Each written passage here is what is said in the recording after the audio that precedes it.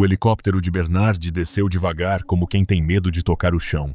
Lá embaixo, Londres se abria em torres de vidro que refletiam o sol da manhã, ruas tão limpas que pareciam desenhadas, e gente caminhando em filas perfeitas, sem pressa, sem frio, sem nenhuma expressão no rosto.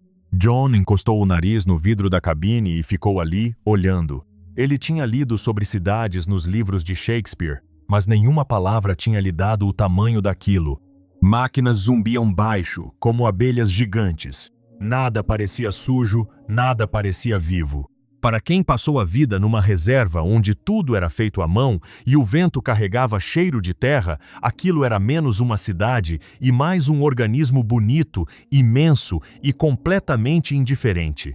Linda apertou o próprio braço, num gesto que John já conhecia. Ela reconhecia tudo: o cheiro do ar, o som distante dos alto-falantes, o brilho frio dos prédios. Mas reconhecer não era o mesmo que pertencer. Tinha passado anos no deserto, longe de tudo aquilo, e o tempo tinha feito dela uma estranha na própria terra. Ela não disse nada, só apertou o braço com mais força, como quem confere se ainda está aqui. Bernard, o alfa que sempre quis ser notado, sorria sozinho no banco da frente. Ele tinha trazido o selvagem, o homem que ninguém sabia que existia, e agora ia entrar naquela Londres como quem entra numa festa sabendo que vai ser o centro dela. Pelo menos era o que ele tentava acreditar. Havia um nó no estômago que ele teimava em ignorar. Aquela sensação velha de que tudo pode desmoronar no instante em que alguém resolve olhar de verdade.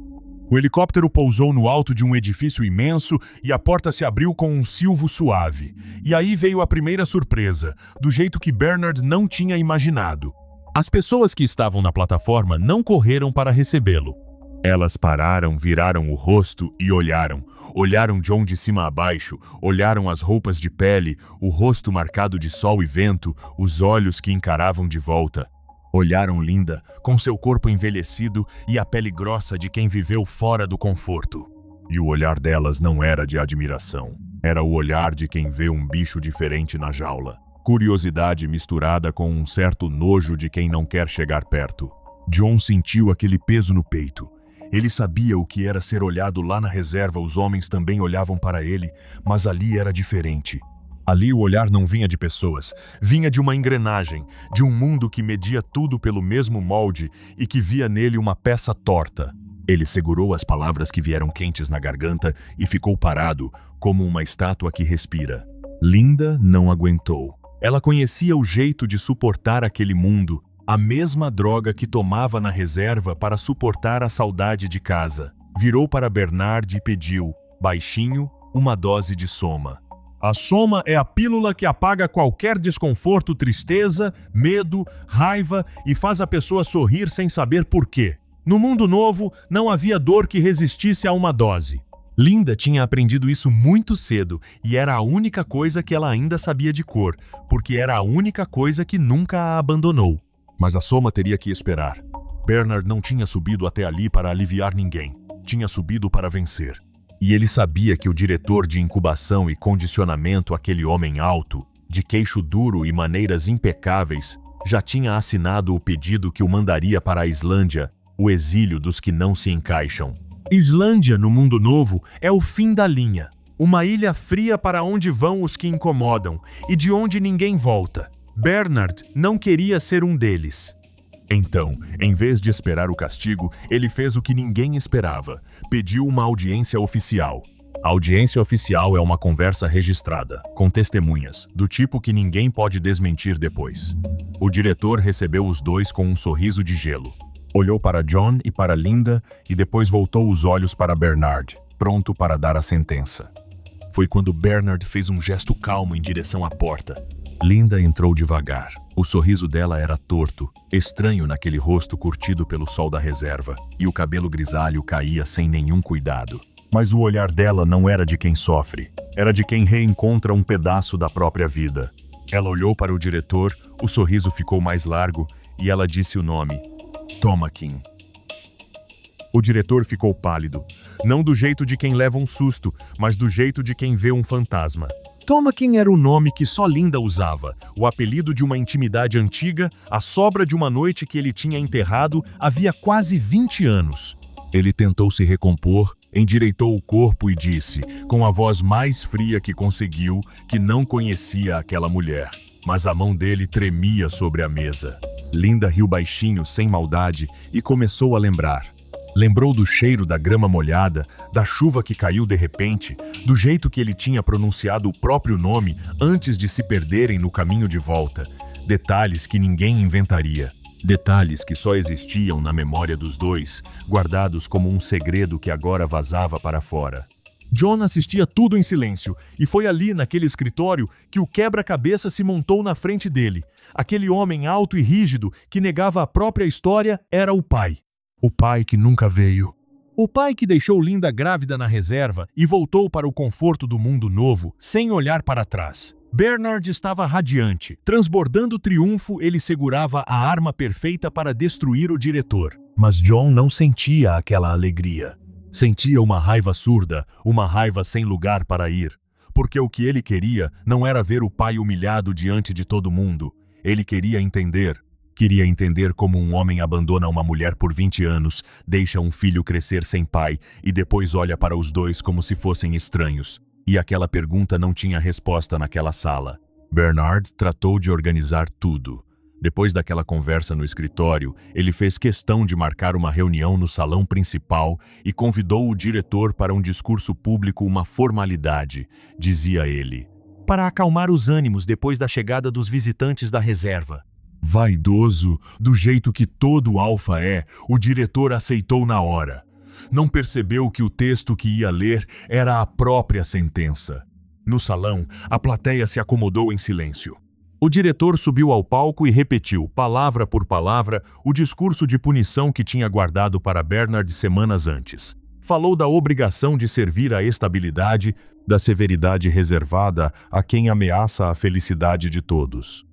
Estava tão confortável na própria oratória que não viu o laço se fechando. Quando terminou com um gesto elegante, Bernard se levantou e agradeceu com um sorriso que não era de quem perdoa. Então pediu licença para apresentar duas pessoas. Linda entrou com John ao lado, e o salão inteiro prendeu a respiração. Foi quando Bernard contou a história, com uma calma que tirava do nada. Aquela mulher não tinha morrido na reserva, como todos acreditavam. Tinha vivido lá por quase 20 anos esquecida. E o homem que a esquecera era o diretor, o mesmo que, 5 minutos antes, discursava sobre punição e dever. O moço ao lado dela, o selvagem que todos tinham vindo ver, era filho dele. A plateia virou o rosto como se tivesse levado um tapa. Ninguém gritou, ninguém protestou. Cada colega se afastou um passo, e esses passos pequenos criaram um círculo de vazio em volta do diretor. Ele olhou para os lados, procurando apoio, e encontrou apenas costas. Não tentou se defender. Murmurou uma desculpa qualquer, daquelas que a gente diz quando não tem mais nada, que foi um acidente, uma noite infeliz, e desapareceu pelos corredores. Horas depois, souberam que ele tinha pedido demissão.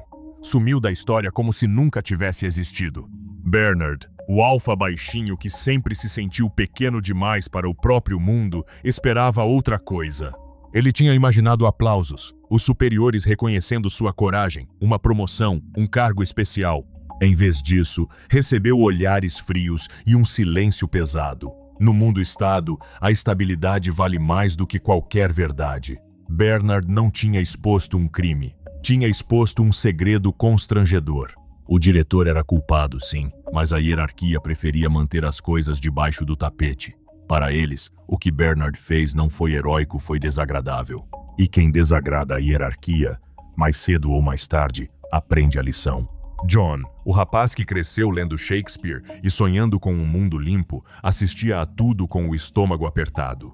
Para ele, Linda não era uma prova, era a mãe que o criou sozinha num lugar hostil. E ali, naquele salão, ela tinha virado uma evidência, um instrumento da vingança de Bernard. Ninguém perguntou se Linda queria aquilo, se sentia bem, o que pensava. Ninguém a enxergava como pessoa. John olhava para a mãe, depois para o vazio que o pai deixou, e entendia uma coisa que nenhum livro da reserva explicava.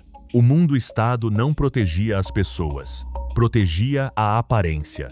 E quem tirasse uma aparência do lugar, pagava o preço. A festa que Bernard tinha montado começava a desmoronar. Ele seguiu John e Linda para fora do salão com um sorriso colado no rosto, mas já sentia o gosto estranho daquela noite. Ser notado é uma coisa, ser aceito é outra bem diferente. Nos dias seguintes, Bernard virou uma espécie de cicerone. Ele levava John para todos os lugares que considerava impressionantes, e o rapaz do deserto olhava tudo com os olhos arregalados. Subiram aos terraços mais altos de Londres, onde a cidade se espalhava como um tabuleiro desenhado por uma régua. Nenhuma rua torta, nenhuma casa fora do lugar. As pessoas andavam em filas organizadas, todas com roupas parecidas, todas com o mesmo passo. John olhava e não dizia nada. Para ele, aquilo não parecia uma cidade, parecia um exército sem guerra. Depois vieram as escolas.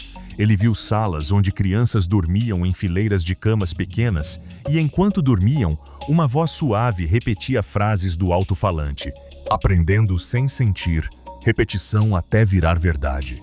A hipnopedia é exatamente isso.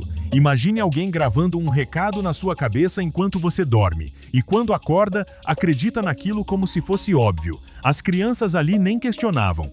Acordavam, sorriam, repetiam o que tinham ouvido como se fosse uma coisa delas. John perguntou o que elas aprendiam e a resposta veio rápida. Obediência, amor ao trabalho, contentamento. Ninguém mencionava poesia, dúvida, escolha. Nos centros de condicionamento, a cena se repetia de outra forma. Mulheres idênticas passavam por ele sem olhar.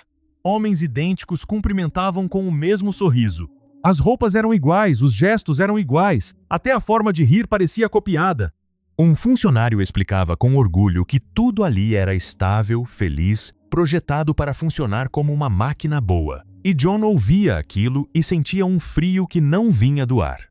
Ele conhecia um mundo onde as pessoas choravam, onde amavam até doer, onde morriam de velhice e de tristeza. Aquele mundo aqui não tinha disso. Tinha ordem, tinha limpeza, tinha a ausência brutal da dor. E foi aí que Shakespeare voltou para ele. John pensava nos versos que decorou na reserva, nas histórias de amor que terminam em morte, de reis que perdem tudo, de homens que escolhem o próprio destino. Nada daquilo existia naquele mapa. Não havia tragédia porque não havia escolha. Não havia poesia porque não havia silêncio. A civilização não tinha guardado as dores, tinha apenas escondido elas atrás de um sorriso perfeito. Linda, por outro lado, se entregou àquele mundo como quem volta para casa depois de um naufrágio.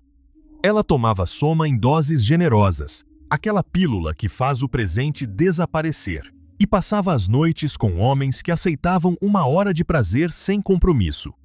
Homens que não sentiam vergonha, não criavam laços, não perguntavam o nome dela depois, e John assistia a tudo com nojo. Nojo e pena ao mesmo tempo, uma mistura que apertava o peito. Ele via a mãe rir alto, agarrar um braço, tomar o remédio de novo e entendia que ela não estava feliz. Estava anestesiada. A mesma mão que sorria para ele era a mão que não aguentava ficar sóbria. Naquela noite, deitado num quarto que não era dele, John fez uma conta que nenhum dos guias explicava. A reserva era cruel porque deixava a dor aparecer. A civilização era cruel porque a escondia. E ele, que tinha sonhado a vida inteira com um lugar limpo, descobria que limpeza também pode ser uma forma de abandono. A visita ia continuar no dia seguinte, mas John já não esperava mais nada dela. A fama chegou como um incêndio. De um dia para o outro, Bernard Marx, o alfa que sempre reclamou do próprio lugar no mundo, virou o nome mais repetido nas conversas de Londres. Os convites se empilhavam na porta do quarto. Jantares com altos funcionários, recepções com administradores, encontros com as pessoas que queriam ouvir tudo sobre o selvagem. Mas havia um detalhe que Bernard fingia não notar. Cada cartão estampava o nome de John com letras grandes, quase gritando. O nome de Bernard vinha depois, menor, no rodapé quando vinha. Ele aceitava todos os convites. E nas festas, Bernard descobriu a diferença entre ser o dono da atração e ser o guia dela. Quando John entrava numa sala, as pessoas se abriam como ondas. Havia sempre um círculo no meio do chão para o selvagem, um silêncio educado, um olhar de quem espera o bicho raro dançar. Bernard ficava ao lado, sorrindo, fazendo as apresentações o motorista que entrega a mercadoria e espera o aplauso. E o aplauso vinha, mas nunca era para ele. Então Bernard começou a disputar o holofote com uma estratégia que ele achava sutil. Nas mesas, contava histórias que ninguém tinha pedido. Aumentava o próprio papel na viagem. Inventava detalhes heróicos, como se tivesse enfrentado perigos para arrancar Linda do passado, como se John confiasse nele mais do que em qualquer outro. As pessoas ouviam por educação, riam nos lugares certos, desviavam o olhar. No minuto em que John se levantava para pegar uma xícara, a roda se desfazia e sobrava Bernard com a própria voz no ar. Todo mundo queria ver o selvagem. Ninguém queria ouvir o guia. E veio a cena que ele nunca mais esqueceu. Numa dessas festas, John precisou ir ao banheiro. A sala inteira esvaziou, não de uma vez, nem com violência, com delicadeza, como quem se despede. As pessoas arrumavam desculpas elegantes, mudavam de cômodo, encontravam amigos distantes. Bernard ficou parado no centro de um salão que tinha acabado de ferver, com um copo na mão e o discurso engasgado. A fama dele era de segunda mão. Ele sabia agora com uma clareza que doía mais que a solidão antiga, que nunca foi tão visível e tão invisível ao mesmo tempo. Porque o mundo que o rejeitava quando ele era só Bernard, o alfa esquisito, agora o aceitava apenas como sombra do rapaz que veio da reserva. John, por sua vez, não vivia aquilo como um favor. Na reserva, as pessoas olhavam para ele com desprezo, julgavam o cabelo, a pele, o nome de selvagem na boca. Aqui, olhavam com o mesmo tipo de distância, só que vestida de aplauso. Ele não era uma pessoa para eles. Era uma coisa, uma novidade, um troféu que andava e falava. Quanto mais o mundo estado o aplaudia, mais sozinho ele se sentia. Porque o selvagem que sorria nos salões não era ele. Era uma ideia com rosto e ombros. Naquela noite, os dois voltaram para casa sem trocar uma palavra. Já na porta, o alfa tentou um resumo. Que tinham sido o sucesso da cidade, que no dia seguinte haveria mais festas, mais pessoas, mais tudo. John olhou para ele com um cansaço que não parecia de um rapaz de 20 anos. E se eu tivesse nascido feio, eles ainda iam querer me ver? Bernard não teve resposta. E o silêncio que sobrou entre os dois dizia mais do que qualquer discurso que ele tinha ensaiado no caminho. Bernard sabia que a fama dele era emprestada. E o que doía mais era saber que John também sabia. Por isso, quando Helmholtz Watson apareceu naquela noite, Bernard sentiu um alívio imediato seguido de um aperto no peito que ele preferiu ignorar. Helmholtz era um alfa como Bernard nunca seria. Alto, forte, de ombros largos e uma inteligência que transbordava dos olhos. Escrevia versos, todos diziam que era o melhor escritor do centro de Londres. Mas ele mesmo achava que tudo o que escrevia tinha gosto de nada. Palavras bonitas, sim, vazias, como uma casa mobiliada sem morador. Ele nunca tinha sentido dor de verdade, nem amor de verdade, nem medo, nem raiva. O que conhecia da vida era o que via nos filmes e sentia nas férias de Soma, e sabia que faltava alguma coisa, uma coisa que ele não sabia nomear, mas que latejava em silêncio quando ele ficava sozinho no escuro. John desceu as escadas devagar. Bernard fez as apresentações com a solenidade de quem apresenta dois mundos. O selvagem olhou para Helmholtz por um longo tempo. Depois sorriu, como quem reconhece um parente distante. Foi John quem disse, sem cerimônia, "Você é infeliz, não é?" Helmholtz riu. Não era uma risada de deboche, era uma risada de espanto. Ninguém nunca tinha dito isso em voz alta para ele. Porque no mundo estado, infelicidade era falta de educação. E ali estava um rapaz de outra civilização, com o cabelo crespo e a pele marcada pelo sol da reserva, dizendo em voz alta aquilo que Helmholtz sentia desde criança. Foi o momento em que os dois se encontraram. A conversa começou devagar. Bernard trouxe o chá, depois trouxe a bebida, depois percebeu que ninguém estava falando com ele. John tinha-se aceso, recitou Shakespeare de pé, com os braços, com o corpo inteiro. Falava de Romeu e Julieta, de Otelo, de Hamlet, de Macbeth. Amores que destruíam, traições que enlouqueciam, mortes que não eram limpas nem indolores. Palavras que no mundo estado tinham sido varridas da língua porque não serviam para nenhum tipo de consumo. Helmholtz ficou mudo. Ele era um escritor e nunca tinha ouvido nada com tanta força. A morte, o ciúme, a loucura, o desejo, o abandono. Tudo aquilo que o mundo-estado tinha erradicado da vida, Shakespeare tinha transformado em poesia. E Helmholtz percebeu que aquilo não eram palavras bonitas. Era carne, era sangue, Era a matéria que faltava na literatura dele e que ele nem sabia que existia. John parou no meio de um trecho. Olhou para Helmholtz. "Você entende?", disse. Não era uma pergunta. E ali estava a coisa que Bernard menos suportava. Os dois se entendiam sem esforço.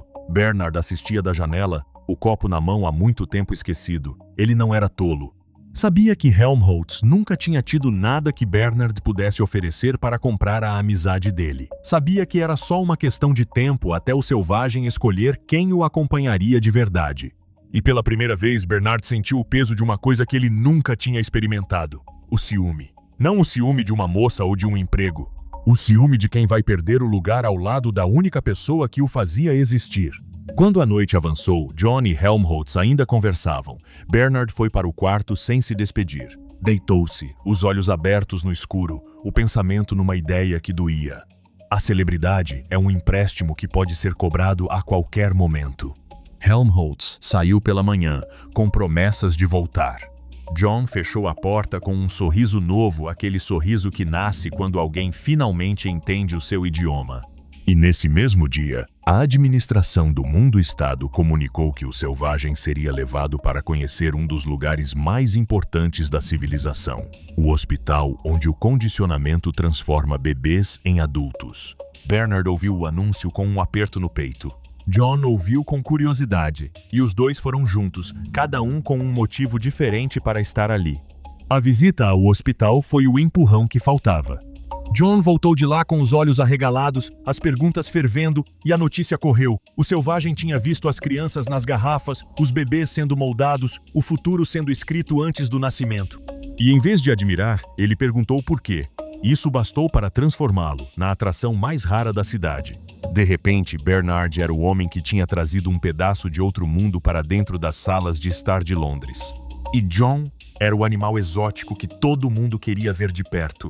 Vestiram o selvagem com roupas novas, apertadas, luminosas, penteavam o cabelo dele como quem prepara um bicho para a vitrine. Ele era levado de festa em festa, apresentado como quem apresenta um quadro raro. Olhem, é um verdadeiro selvagem. Dizem que ele leu Shakespeare inteiro. As pessoas pediam que ele apertasse as mãos delas, que repetisse frases, que falasse da reserva, que dissesse alguma palavra proibida. E ele fazia, no começo. John queria ser aceito. Queria descobrir se aquela civilização toda tinha um lugar para ele. Foi numa dessas festas que a lata de lixo transbordou. Havia dezenas de pessoas ao redor dele, umas tocando seus braços, outras passando os dedos no cabelo dele, como quem apalpa um elefante no zoológico. Uma mulher pediu para ver o peito dele. Outra pediu que ele dissesse uma frase imoral. John ouviu tudo calado, os músculos travando, os olhos mudando de cor, e então explodiu. "Eu não sou um animal", gritou. A voz atravessou o salão como um vidro quebrando. "Eu não vim aqui para entreter ninguém." E aí ele recitou Shakespeare, não como quem declama, como quem cospe uma verdade na cara de quem não quer ouvir. Falou de morte, de dor, de traição, de amor, as coisas que o mundo-estado tinha varrido para debaixo do tapete. O salão silenciou. Não por respeito, por absoluta falta de entendimento. Para aquelas pessoas, aquele momento era uma honra. Estavam tocando um pedaço de história, uma relíquia viva. A raiva dele não fazia sentido. Bernard tentou acalmar a situação, riu sem graça, explicou que o selvagem estava cansado. John não quis ouvir. Subiu, trancou-se no quarto e ficou lá, sozinho, com as palavras de Shakespeare ecoando nas paredes. Na sala, os convidados voltaram a conversar em 5 minutos, como se nada tivesse acontecido. No quarto ao lado, Linda continuava anestesiada, um sorriso vazio no rosto, o soma correndo nas veias. Bernard desceu as escadas com o coração batendo, não por John, mas por si mesmo.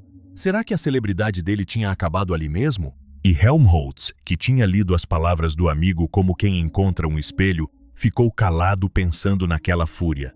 Ele sabia agora que a literatura que faltava ao mundo não eram frases bonitas, era aquilo, raiva, vida, sangue.